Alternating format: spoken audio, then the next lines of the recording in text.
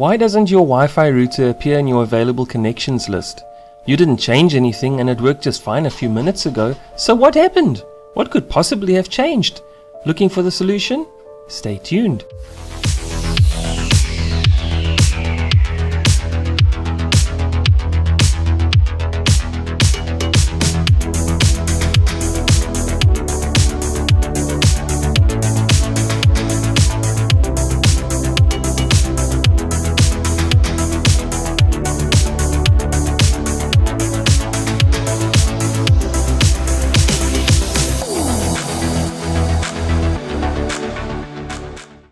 Hi there, it's me again. I wanted to start today's video by thanking everybody who liked and subscribed to my videos so far, and also to mention how great it was to interact and chat to some of the people who commented on the other videos. I really appreciate it a lot, and I'm looking forward to seeing where this journey takes me. So far, it's been a lot of fun. With that, let's move on to today's subject. A funny thing happened to me last Tuesday. But first, get yourself some coffee, have a seat, and I'll tell you all about it. Wi-Fi routers are something that a lot of people never really think about as something that can give you problems. But on Tuesday, mine gave me a 5-alarm doozy of a headache. I booted up my steam-powered video editing PC to update some files on my laptop across the home Wi-Fi network, and for some weird reason the PC decided to act as if it had no internet connection. Now the router still seemed fine, and so did the Wi-Fi dongle on the PC.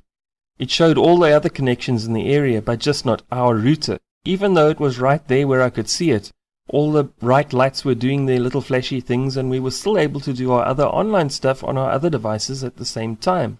It took me about 4 hours to finally identify the problem and then to figure out a solution to it.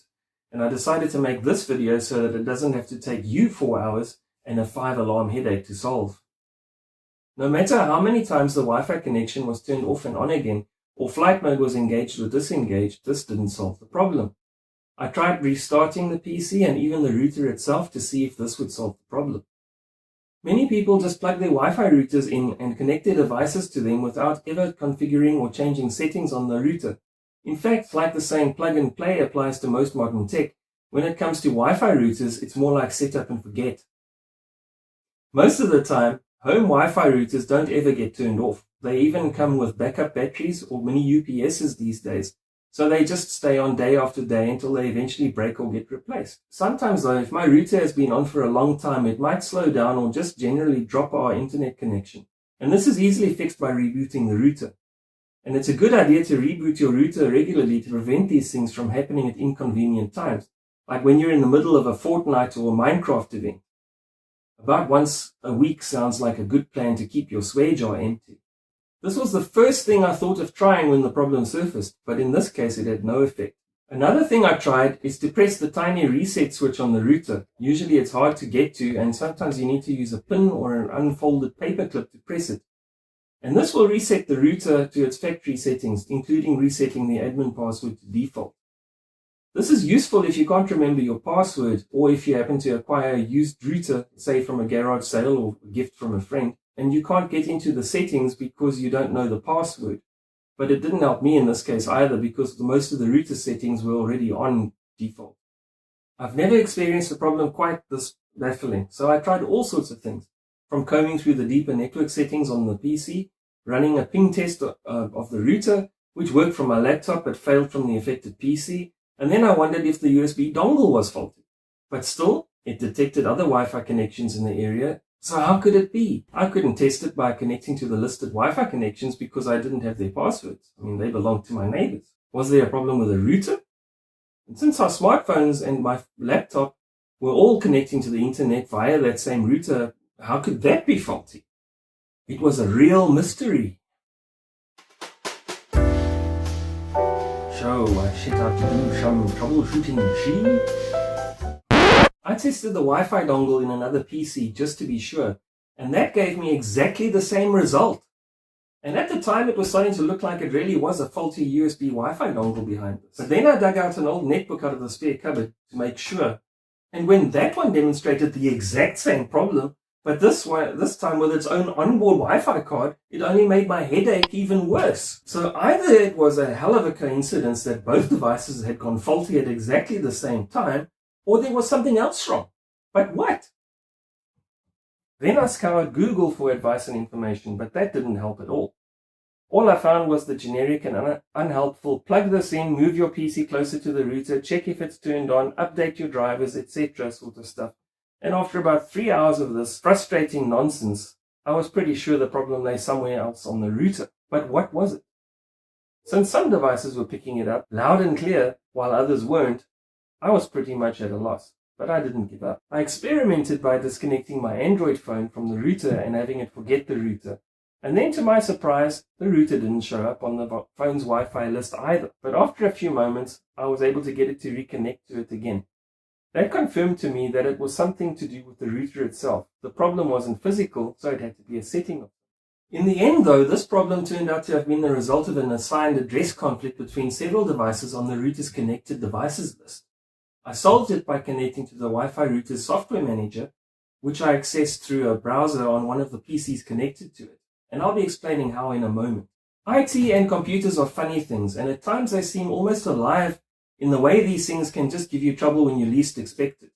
I have no idea what could have happened behind the scenes that could have caused this problem. But at least after about 4 hours of late night fiddling, swearing, and frustration, I was able to find a solution and made it into bed just before midnight to have a peaceful night's sleep. Okay, I'm going to switch to my computer here to show you what I did. I'm going to start by connecting to my router's software manager. If you're experiencing the same problem I did, you need to do this with a device that's still connected to your router, either wirelessly or via a cable. There are different ways you can do this. You can use a smartphone, a tablet, or a PC, depending on what sort of router you have. Either will do, so work with what's connected or what you're comfortable with. Some routers offer downloadable apps to use to manage your router, and they should all be very similar, but at bare minimum, all you need is a smartphone or PC connected to the router and an internet browser. Now, the problem you're experiencing might be preventing your devices from accessing the router at all, so you might need to use a PC or laptop that's physically plugged into the router with an RJ45 network cable to do this. Because routers generally manage direct cable connections differently than devices connected to them wirelessly, they don't ask for passwords, for example, and you should be able to communicate with the router in spite of the Wi-Fi problem. Either way, the process of accessing the manager software is very similar, using an internet browser. Usually the manual for your router will explain the process of connecting to the management software or the website to you, or it may even have the necessary info on the sticker at the bottom of the router, including the admin password, and provide the IP address to enter in the browser. But we'll assume you don't have that with you right now, or the sticker has come off or become illegible, or the dog ate it, or whatever. But that's not as big a problem as it sounds. Usually Wi-Fi router IP addresses are on a spectrum of 192.168.0.1 or 192.168.8.1 or similar, with small variations between manufacturers or models. So you could Google your make and model router and look for its DNS server address, or just cycle through a few of these IPs in your browser until you hit the right one. Or you could do it the easy way and look it up on a PC that's still connected to the router. Let's do that. Don't worry, it's not difficult and it won't take long. You need to open your Windows settings. Let's do that first. Then go to Network and Internet. And then click on Wi-Fi, where you should see the currently active Wi-Fi connection. Click on the connection, which will open the settings for that connection. Then scroll down past your IP settings to Properties, and look for the item labeled IPv4 DNS servers, and look at the IP address beside it.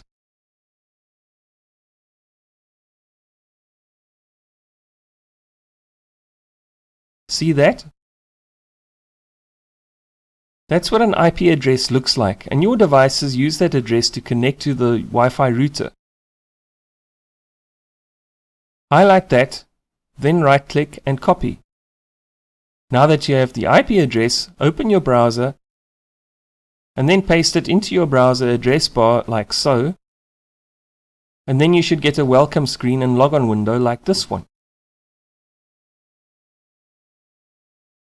Your router's manual usually explains what the logon details are. Usually by default there's something simple like username admin and password admin. But if you've changed the password in the meantime, you need to use the new password you created. This website may look like a regular website you'd find on the internet, but it's actually running on your Wi-Fi router, not on the internet. You don't need to worry about unauthorized personnel getting access to it via the internet, because you need to have a device that's already connected and logged into your router and internet access point to be able to do that. In order to get access to this built-in website page, a device not connected to your router would have to be physically somewhere in your area close enough to be in range of it, and the user would have to first hack your Wi-Fi password, which is why it's always a good idea to use strong passwords for your Wi-Fi and for your router admin point. Okay, so once I opened the software manager of the router, I basically went through all the settings that manage the Wi-Fi aspect of the device, and it was a matter of trial and error before I found the problem. I changed something which didn't solve the problem, and then I changed it back and tried something else, until I finally found the thing that worked. As you can see here, the router's broadcast channels are set on automatic, and somewhere along the line there's been some sort of conflict with some of the devices connected to the router. This can cause the router to not detect some systems trying to find and connect to it. In fact, that was partly explained when I disconnected from the router with my phone and tried to find it again. And now the big moment, the solution to the problem.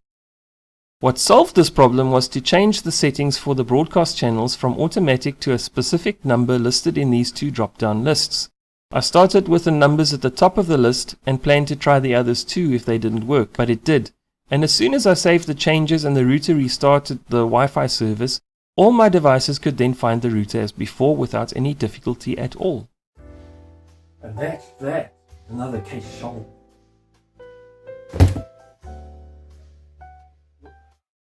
Hopefully this video will save somebody hours of searching the internet for a solution to the same problem and having to sift through all the misdirected generic static out there. Otherwise, even if it's just FYI, I hope you find this bit of information helpful. If you did, please let me know in the comments. Thanks for watching. Let me know what you think of this video and say hi, leave some comments, and suggest what you want to see more of. Don't forget to hit like and subscribe. Thank you very much, and see you next time. Bye.